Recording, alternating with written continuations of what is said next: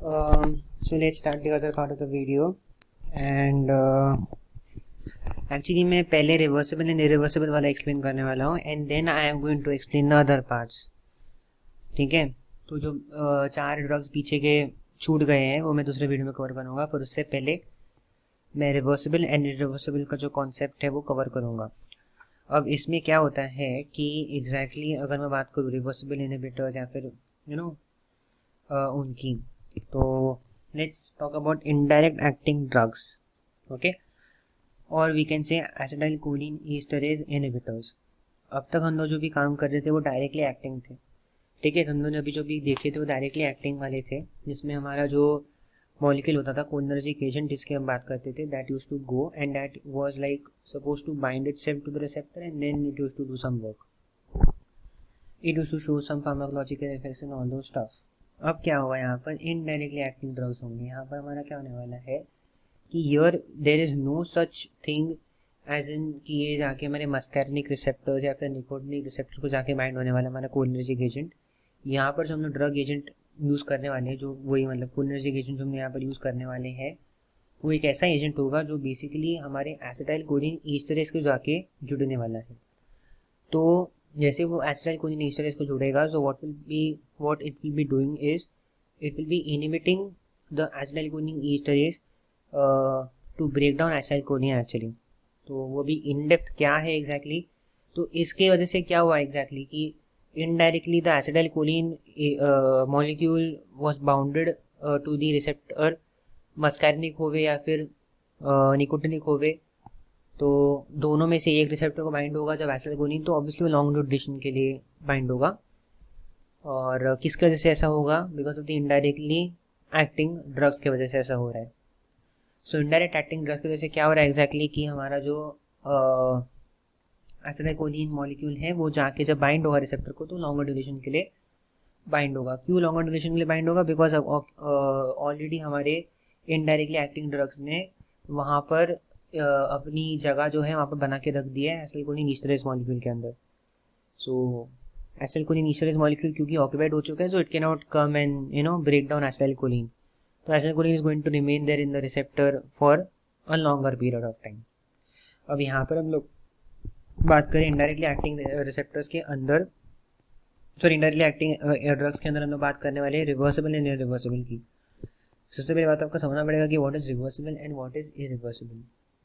Now for that, उससे पहले हम लोग ये सब कवर करें, आपको मैं एक बताने वाला हूँ डायग्राम, जिसके वजह से आपको सब कुछ समझ में आएगा. सबसे पहले we are going to have a look at the diagram of acetylcholine esterase enzyme. तो उसका एक डिटेल स्ट्रक्चर मैं आपको बताना चाहता था. So as you can see अभी मेरे पास वो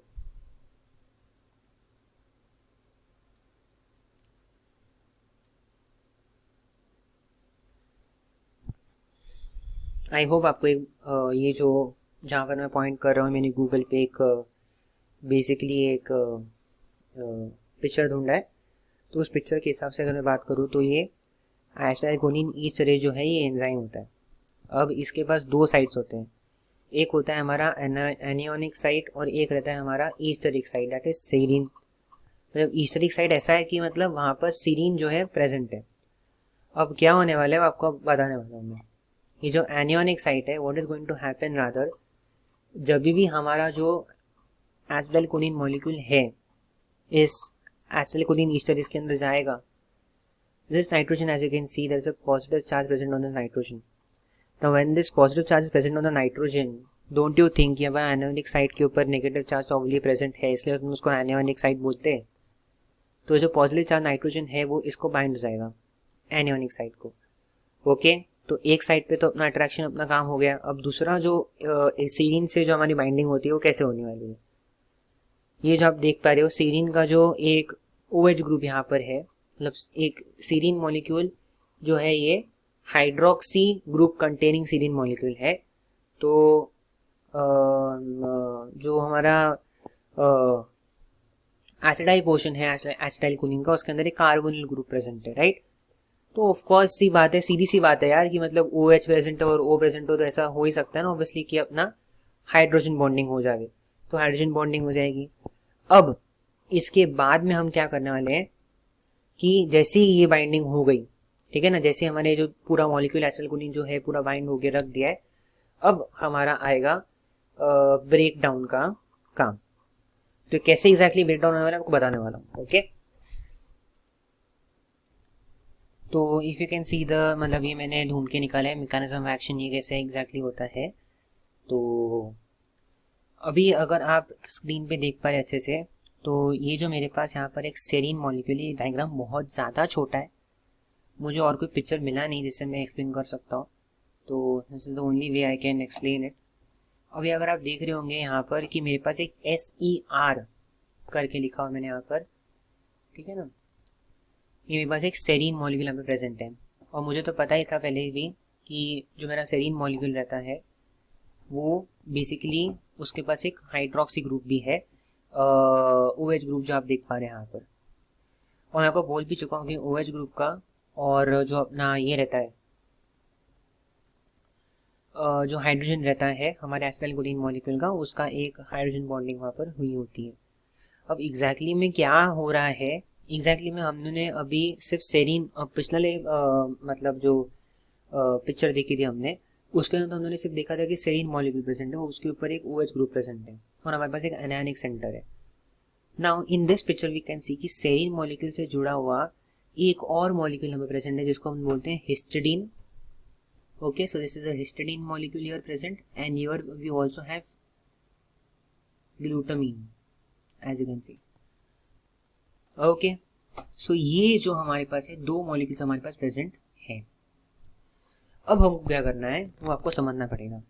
अब ज़्यादा करके तो हमारे पास ग्लूटामिन का कुछ रोल तो है नहीं, ज़्यादा करके हिस्टिडीन और सेरीन का ही रोल है। तो क्या आने वाला है, जो आप ये मॉलिक्यूल अगर देख पाओगे अच्छे से, अगर आपको दिख रहा है स्क्रीन पर, अगर आपका सब कुछ बराबर चल रहा होगा तो आपको ये दिख ही रहा होगा कि जो सेरीन का हाइड्रोक्सी ग्रुप का OH है, मतलब जो वही जिसके हम OH की बात कर रहे हैं, तो वो जो है अपना हाइड्रोजन कुर्बान कर देगा। What will it do is that it is going to give away its hydrogen, that hydrogen will be taken up by the nitrogen which is present which is associated with the histidine. This is an imidazole ring. Okay, अभी imidazole ring क्या होता है exactly हम लोग बाद में organic chemistry में cover करेंगे, पर अभी के लिए मान के चल लो कि हिस्टिडीन ऐसा मॉलिक्यूल है जिसके पास इस केस के अंदर एक नाइट्रोजन यहाँ पर प्रेजेंट है जिसके ऊपर लोन पेयर है। तो ऑफकोर्स लोन पेयर की आदत ये होती है कि वो हाइड्रोजन को वहाँ पर एक उसने दान दे दिया है, हाइड्रोजन के ऊपर अटैक करके उसने हाइड्रोजन को अपने तरफ कर लिया है। और सिंस हाइड्रोजन ने हाइड्रोजन को ले लिया है तो हाइड्रोजन बोलता है कि चलो ठीक है, तू मेरे को अगर ले रहा है तो मैं अपने जितने भी इलेक्ट्रॉन्स हैं वो ऑक्सीजन को दे दूंगा। अब ऑक्सीजन ने जो हाइड्रोजन से इलेक्ट्रॉन्स लिए वहाँ पर, वो सारे के सारे इलेक्ट्रॉन्स को यूज करने वाला है अटैक करने के लिए on this carbon, as you can see, जहाँ पर मेरा कर्सर अगर आपको दिख रहा होगा। So on this carbon it is going to attack, and जैसे उसने कार्बन पे अटैक किया, वो double bond C double bond O जो दिख रहा है वो डबल बॉन्ड टूट के वो डबल बॉन्ड के इलेक्ट्रॉन्स इस O के ऊपर जाके बैठ जाएंगे। इतना अपने को समझ में आ गया है। अब नेक्स्ट स्टेप में क्या होगा, क्योंकि अभी नाइट्रोजन के पास हाइड्रोजन आ चुके साथ, you can see in the structure आपके पास एक नाइट्रोजन के साथ एक हाइड्रोजन भी प्रेजेंट यहाँ पर है।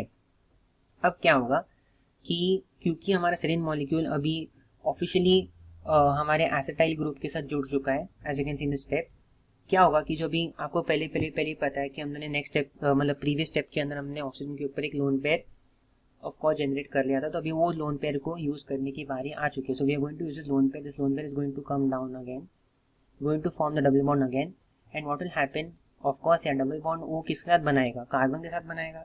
और कार्बन का डबल बॉन्ड बनाने के बाद कितनी वैलेंसी हो जाएगी, 4 की वैलेंसी नहीं, इस केस में 5 की वैलेंसी हो रही है, एंड 5 बॉन्ड्स बनाना कार्बन के लिए is not possible, so it has to break its bond now. One bond, कौन सा बॉन्ड टूटेगा, ये वाला बॉन्ड टूटेगा, ये जो आप एस्टर बॉन्ड देख पा रहे हो, ठीक है। तो ये बॉन्ड टूटने के बाद व्हाट विल हैपन दो इज, जैसे वो बॉन्ड टूटेगा ऑक्सीजन के पास सारे इलेक्ट्रॉन्स आ जाएंगे वो बॉन्ड टूटने के, और वो इलेक्ट्रॉन्स जो रहते हैं जो ऑक्सीजन के पास अभी आएंगे बॉन्ड टूटने के बाद, वो यूज करेगा हाइड्रोजन लेने के लिए। कहाँ से, इस नाइट्रोजन से, बिकॉज वैसे भी उससे देखा है कि भाई उससे दया खा लिया क्योंकि नाइट्रोजन के ऊपर पॉजिटिव चार्ज है, so let's do it a favour, let us take the hydrogen from it. उससे क्या होगा, कोलिन मॉलिक्यूल निकल जाएगा, as you can see here choline molecule यहाँ पर निकल जाएगा, करेक्ट है। अच्छा, तो ये चीज में क्या हो गया, हमारा एसिटाइल ग्रुप जो है सेरीन के साथ जुड़ गया ऑफिशियली, एंड हमारा जो कोलिन मॉलिक्यूल है अभी निकल चुका है। नाउ व्हाट विल हैपन, अब हमारा एक वाटर मॉलिक्यूल हमारे खेल के अंदर आ चुका है। So as you can see this water molecule HOH, this volume water molecule में से जो अपना एक H है, वाटर मॉलिक्यूल जो रहता है अपना एक H कुर्बान कर देगा और उस इलेक्ट्रॉन्स को वो यूज करेगा वापस अटैक करने के लिए हमारे कार्बन के ऊपर।